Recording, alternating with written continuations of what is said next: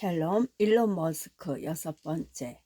일론은 CTO, 최고 기술 책임자 자리로 밀려났다. 처음에 그는 제품 개발에 집중할 수 있다는 점에서 이런 변화가 자신에게 적합하다고 생각했다.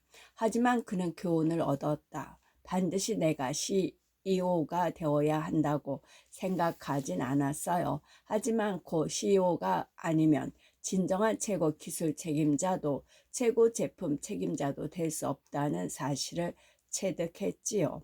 변화와 함께 새로운 전략이 수립되었다. 사업체와 고객에게 직접 제품을 마케팅하는 대신 대형 신문사에 소프트웨어를 판매하여 그들이 자체적으로 지역별 사업체 명부를 구축하도록 만드는 데 주력하자는 전략이었다. 신문사에는 이미 상품 광고와 구인 광고 등을 판매하기 위해 기업의 문을 두드리는 영업 인력이 있었기에 이 전략은 타당한 것이었다. 미디어 기업 라이트 리더와 퓰리처 허스트 그리고 뉴욕타임스 등이 계약서에 사인했다. 그리고 라이트 리더와 뉴욕타임스의 경영진 몇 명이 집투 이사회에 합류했다. 에디터 앤드 퍼블리셔라는 잡지는 신문계의 새로운 슈퍼히어로 집투라는 제목의 커버 스토리를 실으며 그 회사가 개별 신문사들의 대규모 도시 가이드형 명부를 신속히 탑재할 수 있는 새로운 소프트웨어 구조를 개발했다고 소개했다. 1997년에 이르자 140개 신문사가 $1,000에서 $10,000에 이르는 라이선스 비용을 지불하고 집투를 이용하게 되었다. 킴벌에게 전화번호부를 던졌던 토론토 스타의 사장은 킴벌에게 전화해 사과하면서 집투가 자사의 파트너가 되어줄 수 있는지 물었다. 킴벌은 흔쾌히 승낙했다. 하드코어 경력 초기부터 머스크는 일과 삶의 균형, 즉 월라벨이라는 개념을 경멸하는 까다로운 경영자였다. 집투와 이후의 모든 회사에서 그는 휴가도 없이 하루 종일 그리고 종종 밤늦게까지 쉴 새 없이 자신을 몰아붙였고 다른 직원들도 그런 식으로 일하기를 기대했다. 그의 유일한 관용은 격렬한 비디오 게임에 몰두할 수 있는 휴식 시간을 허용하는 것뿐이었다. 집투 팀은 전국 규모의 퀘이트 대회에서 준우승을 차지하기도 했다. 일론의 말에 따르면 1등을 할 수도 있었는데 팀원 중 한 명이 컴퓨터를 너무 세게 눌러서 망가뜨리는 바람에 2등에 머문 것이었다. 머스크는 때때로 다른 엔지니어들의 퇴근 이후 그들이 작업하던 코드를 가져와 다시 작성하기도 했다. 공감 유전자가 약했던 머스크는 공개적으로 누군가를 바로잡는 것, 즉 그의 표현을 빌리자면 멍청한 코드를 고쳐주는 것이 사랑받는 길이 아니라는 사실을 깨닫지 못했을 뿐만 아니라 그런 부분에는 신경도 쓰지 않았다. 그는 스포츠팀의 주장이나 친구들의 리더가 되어본 적이 없었고 동지애에 대한 본능도 부족했다. 스티브 잡스와 마찬가지로 그 역시 함께 일하는 사람들이 불가능하다고 생각한 위협을 달성하도록 몰아붙이는 것이라면 그것이 그들에게 불쾌감이나 위협감을 주는 것에 대해서는 조금도 개의치 않았다. 여러분의 일은 팀원들이 여러분을 사랑하게 만드는 것이 아닙니다. 수년 후 그가 스페이스 X의 임원 회의에서 한 말이다. 실제로 그것은 비생산적입니다. 그는 킴벌에게 가장 엄격했다. 나는 형을 정말 사랑하지만 형과 함께 일하는 것은 무척 힘들었지요. 킴벌의 말이다. 두 사람은 서로 다른 의견 때문에 종종 사무실 바닥을 구르며 싸우기도 했다. 주요 전략을 놓고 싸웠고 사소한 일을 가지고도 싸웠으며 집투라는 이름 때문에도 싸웠다. 킴벌과 마케팅 회사가 생각해낸 그 이름을 일론은 무척 싫어했다. 남아공에서 자랐기에 우리는 싸움을 당연한 것으로 여겼어요. 그냥 문화의 일부였지요. 일론의 말이다. 임원실이 따로 없이 칸막이로만 구분된 사무실이었기에 모두가 두 사람의 싸움을 지켜봐야 했다. 최악의 싸움 중 하나는 둘이 뒤엉킨 채 바닥을 구르며 몸싸움을 벌이던 중 일론이 킴벌의 얼굴을 주먹으로 때리려 했고, 그러자 킴벌이 일론의 손을 물어뜯었을 때였다. 일론은 살점이 떨어져 나가는 바람에 응급실에 가서 봉합 실수를 받고 파상풍 주사까지 맞아야 했다. 우리는 극심한 스트레스를 받으면 주위에 아무도 눈에 들어오지 않았지요. 킴벌의 말이다. 그는 나중에 집투에 대해 일론이 옳았음을 인정했다. 정말 형편없는 이름이었어요. 진정한 제품 개발자들은 상황을 혼란스럽게 만드는 중간 유통업자를 거치지 않고 소비자에게 직접 판매해야 한다는 강박에 사로잡힌다. 머스크도 그런 인물이었다. 그는 신문업계에 브랜드 없는 공급업체로 전락하는 것과 다름없는 집투의 전략에 좌절감을 느꼈다. 머스크는 말한다. 당시 우리는 신문사들에 종속되는 길을 걸었어요. 그들이 투자자이자 고객이었고 이사회까지 영향을 미치고 있었으니까요. 머스크는 시티닷컴이라는 도메인을 사서 다시 소비자들이 특별히 찾는 사이트로 만들어 야후나 AOL 등과 경쟁하고 싶었다. 투자자들 역시 전략에 대해 다시 생각해 보고 있었다. 1998년 가을 무렵 도시 가이드와 인터넷 디렉토리가 우리 우후 죽순처럼 생겨났지만 수익을 내는 곳은 없었다. 그래서 CEO 리치 스키는 함께 성공의 길을 걷게 되길 바라며 그중 하나인 시티서치와 합병하기로 결정했다. 하지만 시티서치의 CEO를 만났을 때 머스크는 상대의 방으로부터 불안과 불편만 느끼고 말았다. 일론은 킴벌과 일부 엔지니어들의 도움을 토대로 반란을 일으켜 합병을 무산시켰다. 아울러 그는 자신을 다시 CEO로 임명해 줄 것을 요구했다. 하지만 이사회는 그를 의장직에서 물러나게 하면서 그의 역할을 축소해 버렸다. 머스크는 잉크 매거진과의 인터뷰에서 다음과 같이 말했다. 벤처 캐피털과 전문 경영인들과 함께해서는 결코 멋진 일이 일어나지 않지요. 그들에게는 장의력이나 통찰력이 없거든요. 모 데이비 도의 파트너 중 한 명인 데릭 프루디안이 임시 CEO로 임명되어 회사를 매각하는 임무를 맡게 되었다. 그는 머스크에게 이렇게 말했다. 이것은 당신의 첫 번째 회사입니다. 인수자를 찾아서 돈을 손에 넣으면 앞으로 두 번째, 세 번째, 네 번째 회사를 만들 수 있을 겁니다. 백만장자가 되다. 일론과 킴벌이 집투를 출범한 지 4년이 채 지나지 않은 1999년 1월 프로디안이 그들을 사무실로 불러 컴퓨터가 현금 3억 7천만 달러를 제시했다는 소식을 전했다. 당시 컴퓨터는 자사의 알타비스타 검색 엔진에 활력을 불어넣을 방법을 모색하던 중이었다. 형제는 12센트의 소유 지분을 60대 40의 비율로 나누었고, 그리하여 27살의 일론은 2200만 달러, 킴벌은 1500만 달러를 손에 쥐고 발을 빼게 되었다. 일론은 수표가 자신의 아파트에 도착했을 때 깜짝 놀랐다.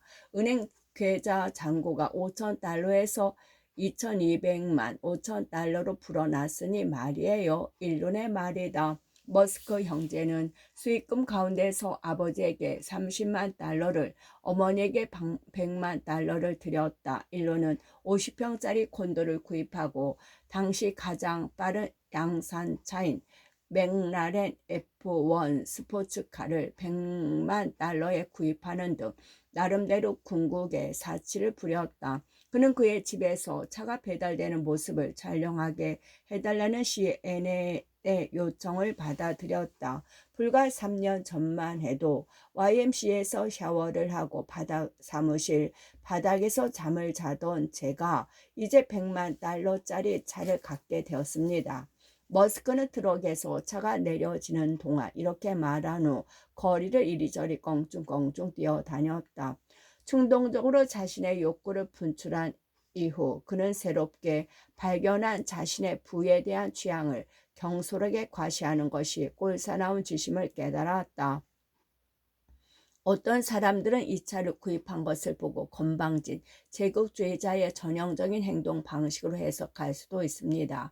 제 가치관이 변했을지 모르지만 저는 제 가치관이 변했다는 것을 의식적으로 자각하지 못하고 있습니다.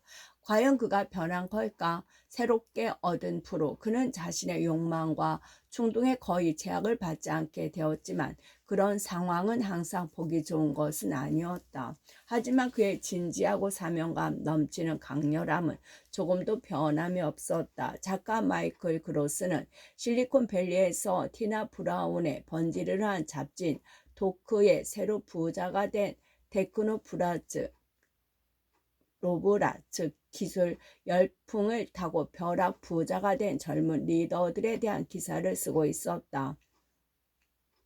날카롭게 비판해도 될 만한 허세 가득 찬 주인공을 찾고 있습니다. 그로스는 몇 년 후 이렇게 회상했다. 하지만 2000년에 만난 머스크의 삶에 환희가 넘치는 너무 호감 가는 인물이라 비평할 수가 없었지요.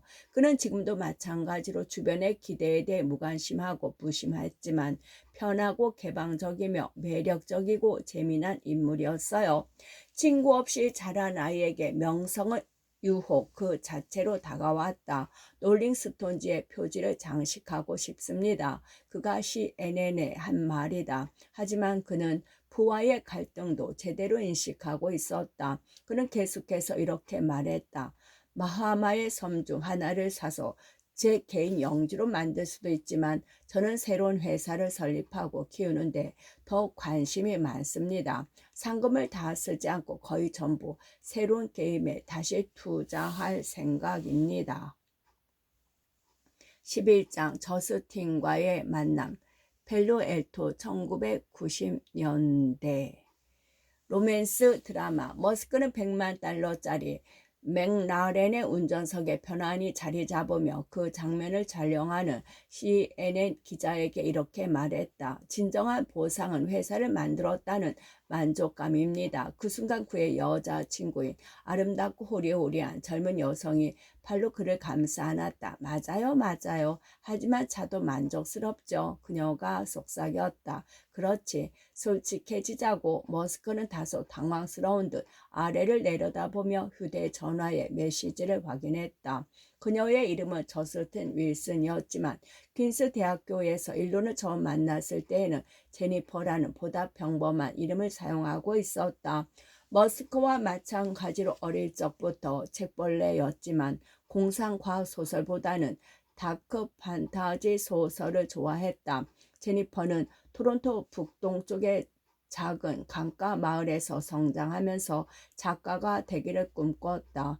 풍성하게 늘어뜨린 머리카락과 신비로운 미소를 지닌 그녀는 언젠가 자신이 쓰고자 했던 로맨스 소설 속 등장인물처럼 화사하면서도 관능적인 매력을 동시에 지니고 있었다. 둘은 퀸스 대학교에서 그녀는 신입생 일론은 2학년일 때 처음 만났다. 파티에서 그녀를 본 일론은 그녀에게 밖에서 따로 만나 아이스크림을 먹자고 제안했다. 그녀는 다음 주 화요일에 함께 아이스크림을 먹으러 가자고 했지만 그가 그녀의 기숙사 방에 찾아왔을 때 자리를 비우고 없었다. 제니퍼가 가장 좋아하는 아이스크림이 뭐예요? 일론이 그녀의 친구에게 물었다. 바닐라 초콜릿 칩 아이스크림을 가장 좋아한다는 답을 들은 그는 바닐라 초콜릿 칩 아이스크림 콘을 사서 캠퍼스를 돌아다니다가 학생센터에서 스페인어 공부를 하고 있는 그녀를 발견했다. 이 맛을 가장 좋아할 것이라고 생각해요. 그가 그녀에게 녹아서 뚝뚝 떨어지는 아이스크림 콘을 건네며 말했다.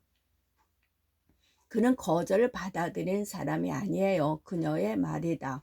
당시 저스틴은 턱의 셔울 패치 아래 입술 바로 아래 일정 부분에 남겨온 턱수염을 한 훨씬 더 멋져 보이는 남자와 관계를 정리하는 중이었다. 나는 그 셔울 패치가 곧 그 인간이 재수 없는 얼간이라는 결정적 증거라고 생각했지요. 그래서 그녀에게 나와 데이트하자고 설득했어요. 머스크의 말이다. 그는 그녀에게 이렇게 말했다. 당신은 영혼에 불을 담고 있는 사람이에요. 나는 당신에게서 나를 봅니다. 그녀는 그의 포부에 깊은 인상을 받았다. 다른 야심가들과 달리 그는 돈을 버는 것에 대해 이야기한 적이 없었어요. 그녀는 말한다. 그는 자신이 부자 아니면 빈털터리가 될 거라고 생각했어요. 그 중간 수준에 대해서 전혀 고려하지 않은 거죠. 그가 관심을 기울인 것은 자신이 해결하고 싶은 문제들이었어요.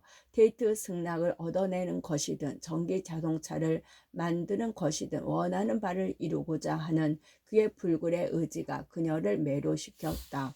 미친 소리처럼 들릴 때조차도 그가 그렇게 믿으니까요. 그를 믿게 되더라고요. 둘은 머스크가 펜실베니아로 떠나기 전까지 그저 간간히 데이트를 했지만 물리적으로 거리가 멀어진 후에도 연락을 계속 주고받았다. 머스크는 때때로 그녀에게 장미꽃을 보내기도 했다. 저스틴은 일본에서 1년 동안 강사로 일했고 그러면서 제니퍼라는 이름을 버렸다. 너무 흔한 데다가 특히 치어리더 중에 제니퍼가 많았기 때문이었다. 캐나다로 돌아온 그녀는 언니에게 말했다. 일론이 다시 전화하면 그때는 응할 것 같아. 내가 무언가 놓친 게 있는 것 같아. 머스크는 집투와 관련해 뉴욕타임스와 인터뷰를 하기 위해 뉴욕을 방문했을 때 저스틴에게 전화를 했다. 그는 그녀에게 자신이 있는 곳으로 와달라고 했다. 거기서 함께 보낸 주말이 너무 좋았기에 그는 그녀에게 같이 캘리포니아로 가자고 했고 그녀는 그의 요청을 따랐다. 집투가 아직 매각되지 않은 시점이었기에 두 사람은 펠로엘토의 아파트에서 2명의 동거인 그리고 팝스타 데이비드 보이의 이름을 따서 보이라고 부르던 온순하지 않은 닥스훈트 한 마리와 함께 살았다. 대부분의 시간 동안 그녀는 침실에 들여박혀 글을 썼고 사람들과 어울리길 꺼리는 비사교적인 형태를 보였다. 저스틴이 얼마나 사람들에게 묵뚝뚝하게 굴고 심술을 부리는지 친구들이 우리 집에 머물기 싫어할 정도였어요. 머스크의 말이다. 킴벌은 그런 그녀를 참아내는데 어려움을 겪었다. 사람이 자기 자신에 대해서나 다른 사람과의 관계에 대해 자신이 없으면 그렇게 아주 못되게 굴 수 있다는 생각이 들었지요. 킴벌의 말이다. 일론이 어머니에게 저스틴에 대해 어떻게 생각하느냐고 물었을 때 어머니는 퉁명스럽게 답했다. 결점을 보완할 만한 장점이라는 게 전혀 보이지 않는 애다. 하지만 흥분과 불안, 날카로움이 없는 원만한 관계를 좋아하지 않는 머스크는 그녀에게 완전히 매료되었다. 저스틴에 따르면 어느 날 저녁 식사 자리에서 머스크가 그녀에게 아이를 몇 명이나 낳고 싶은지 물었다. 1~2명? 그녀는 곧이어 덧붙였다. 유무를 고용할 여유가 된다면 4명 정도 낳고 싶지만 그게 바로 너와 나의 차이점이야. 머스크가 말했다. 유무는 당연히 있을 거라고 생각해야 하는 거라고. 그러고는 아기를 어르듯 발을 흔들었다. 그는 이미 아이를 갖는 것에 대해 강한 신념을 가지고 있었다. 얼마 지나지 않아 그는 집투를 팔고 맥라렌을 샀다. 갑자기 유무를 둘 수 있는 여유가 생긴 것이다. 그녀는 불안한 눈빛으로 그가 자기를 버리고 아름다운 모델을 찾아 떠날지도 모른다고 농담했다. 하지만 머스크는 집 앞 인도에서 한 무릎을 꿇은 후 반지를 꺼내들고 그녀에게 정언했다. 로맨스 소설에나 나올 법한 정언이었다. 두 사람 모두 극적인 상황에서 활력을 얻었고 싸우면서 번성했다. 나를 그렇게 사랑하면서도 내가 무언가 잘못하고 있다고 지적하는데 주저함이 없었어요. 그녀는 말한다. 그러면 나도 맞서 싸웠죠. 나는 그에게 무엇이든 말해도 된다는 걸 알게 되었죠. 무슨 말을 해도 그는 전혀 당황하지 않았거든요. 어느 날 친구 한 명과 맥도날드에 간 두 사람은 그곳에서 큰 소리로 싸우기 시작했다. 그 친구는 몹시 당황했지만 일론과 나는 공공장소에서 크게 다투는 데 익숙했어요. 그에게는 전투적인 요소가 있어요. 그와 관계를 유지하면서 다투지 않는 것은 불가능하다고 할 수 있죠. 파리 여행 중 두 사람은 퀴르니 박물관, 여인과 유니콘, 테피스트리를 보러 갔다. 저스틴은 자신이 감동한 부분에 대해 설명하기 시작했고 유니콘을 그리스와 같은 인물로 보는 관점을 포함하여 영적인 해석까지 늘어놓았다. 머스크는 그 말을 듣고는 멍청한 소리라고 했고 두 사람은 기독교의 상징주의에 대해 격렬하게 논쟁하기 시작했다. 그는 화를 장뜩 내며 내가 잘 알지도 못하는 내용을 짓거린다면서 마치 바보라고 소리쳤어요. 마치 자신의 아버지가 자기한테 했다고 말했던 행동을 똑같이 나에게 하는 것 같았어요. 결혼식. 형이 저스틴과 결혼한다고 말했을 때 나는 당연히 말리지 않을 수 없었어요. 하지마, 절대 안 돼. 그녀는 형과 맞지 않는 사람이야. 김벌의 말이다. 일론이 저스틴을 처음 만났던 파티에 함께 있던 베룩도 그를 말리려고 했었다. 하지만 일론은 저스틴과 그 혼란스러운 모두를 사랑했다. 결혼식은 2000년 1월에 한 주말에 카리브해 세인트 마틴 섬에서 하기로 했다. 일론은 변호사가 작성한 혼전 계약서를 들고 결혼식 전날 비행기로 섬에 도착했다. 그와 저스틴은 그 금요일 저녁에 차를 몰고 공중인을 찾아 섬을 돌아다녔지만 적합한 공중인을 찾지 못했다. 저스틴은 집에 돌아가서 계약서에 서명하겠다고 약속했지만 결국 2주 후에 서명을 했다. 두 사람의 그런 대화는 많은 긴장을 불러일으켰다. 일론은 계약서에 서명도 하지 않고 결혼하는 것에 몹시 신경이 쓰이는 것 같았어요. 저스틴의 말이다. 결국 싸움이 벌어졌고 저스틴은 차에서 내려 걸어서 친구들에게 가버렸다. 그날 밤 두 사람은 다시 빌라에서 만났지만 싸움은 계속 이어졌다.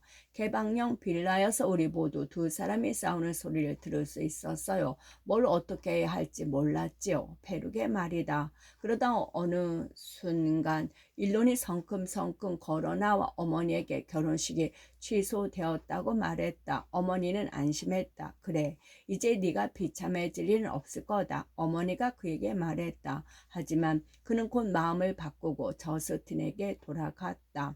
둘 사이의 긴장은 다음 날에도 지속되었다. 킴벌과 베룩은 일론에게 재빠르게 공항에 데려다 줄 테니 여기서 탈출하라고 설득했다. 그들이 재촉할수록 일론은 더욱 고집스럽게 나왔다. 아니야, 결혼할 거야. 그는 선언했다. 호텔 수영장에서 열린 결혼식은 겉보기에는 즐거워 보였다. 민소매 흰색 드레스를 입고 흰 꽃으로 장식된 티아라를 쓴 저스틴은 환하게 빛났고 마침 턱시도를 입은 머스크는 말쑥하고 활기차 보였다. 메이와 에롤도 참석하여 사진 촬영 때 함께 포즈를 취하기도 했다. 저녁 식사 후 모두 콩가라인 일종의 기차 놀이춤을 추었고 주인공이 일론과 저스틴은 첫 번째 춤을 추었다. 그는 두 팔로 그녀의 허리를 안았고 그녀는 그의 목에 두 팔을 걸었다. 그들은 그렇게 춤을 추면서 그가 그녀에게 속삭였다. 이 관계에서 알파는 나야. 12장 X.com 펠로 엘토 1990년에서 2000년 올인원 은행 1999년 초 사촌인 피터 리브가 방문했을 때 머스크는 은행 시스템에 관한 책들을 담독하고 있었다. 다음에 무엇을 하는 게 좋을지 고민하고 있었지요. 머스크의 설명이다. 머스크는 노바스코사 은행에서의 경험을 통해 은행업계의 파괴적 혁신의 시점이 무르익었다는 확신을 갖게 되었고 그의 판단은 옳았다. 그리하여 1999년 3월 그는 로바스코사 은행에서 사귄 친구 해리스 포리커와 함께 X닷컴을 설립했다. 머스크는 CNN과의 인터뷰에서 언급한 대로 100만 장자로 여유롭게 살아가는 방안과 자신의 집을 테이블 위에 올리고 새로운 기업에 투자하는 방안을 놓고 선택해야 했다. 그가 선택한 균형 있는 결정은 X닷컴에 1200만 달러를 투자하고 세금을 낸 다음 약 400만 달러를 자신을 위해 사용하는 것이었다. 머스크가 구상한 X닷컴의 콘셉트는 원대했다. 뱅킹과 디지털 구매, 당좌 예금, 신용카드 투자 대출 등 모든 금융 서비스를 제공하는 원스톱 온라인 은행을 만드는 것이었다. 거래는 결제가 완료될 때까지 기다릴 필요 없이 즉시 처리되는 방식이었다. 머스크는 돈이 데이터베이스에 입력되는 항목에 불과하다는 통찰을 바탕으로 모든 거래를 실시간으로 안전하게 기록하는 방법을 고안하고 싶었다. 소비자가 시스템에서 돈을 인출하는 모든 이유를 해결해 준다면 모든 돈이 모이게 될 것이고, 그렇게 되면 수조 달러 규모의 회사가 될 수 있을 거라고 생각했어요. 머스크의 설명이다. 그의 친구들 중 일부는 온라인 은행에 브루노 사이트처럼 들리는 이름을 붙이면 신뢰감이 형성될 수 있겠느냐며 우려했다. 하지만 머스크는 X닷컴이라는 이름이 마음에 들었다. 집투 같은 너무 기발한 이름과 달리 단순하고 기억하기 쉬우며 입력하기 쉬운 이름이었기 때문이다. 덕분에 머스크는 당대의 가장 멋진 이메일 주소 중 하나였던 이 Xcom 같은 이메일 주소를 사용할 수 있었다. X는 회사명부터 아이들의 이름까지 그가 모든 이름을 지울 때 자주 사용하는 글자가 되었다. 머스크의 경영 스타일은 집투 시절과 달라지지 않았고 이후로도 변하지 않았다. 밤늦게까지 코딩에 몰두하고 낮에는 무례함과 무관심으로 일관하는 그의 모습에 공동 창업자 블리커와 몇 안 되던 동료 직원들은 그에게 CEO 자리에서 물러날 것을 요구했다. 그러자 머스크는 매우 자기 성찰적인 이메일을 보내기도 했다. 나는 전성적으로 강박신경증이 있어요. 그가 프레커에게 보낸 이메일의 내용이다. 나에게 중요한 것은 승리하는 겁니다. 작은 승리가 아니라 큰 승리를 하는 것입니다. 그 이유는 아무도 알 수 없지만 아마도 매우 불안한 정신분석학적 블랙홀 때문이거나 신경회로에 문제가 있기 때문일 거예요. 어쨌든 지배지분을 보유하고 있었기에 머스크가 승리했고 블리커는 직원 대부분과 함께 회사를 떠났다. 그러한 혼란 속에서도 머스크는 영향력 있는 세쿼이아 캐피털의 대표 마이클 모리츠를 부추겨 X닷컴에 대규모 투자를 하게 했다. 이후 모리츠는 바클레이 은행 및 콜로라도의 한 지방은행과 파트너 계약을 체결하도록 해주어 X닷컴이 뮤추얼 펀드를 발행하고 공식 은행 인가를 받고 미국 연방예금보험공사의 보험에 가입할 수 있도록 도움을 주었다. 그렇게 28살의 나이에 머스크는 스타트 업계의 유명 인사가 되었다. 살롱지는 일론 머스크 실리콘밸리의 차세대 대세라는 제목의 기사에서 그를 오늘날 실리콘밸리의 이까이라고 칭했다. 이까이는 최고 인기남.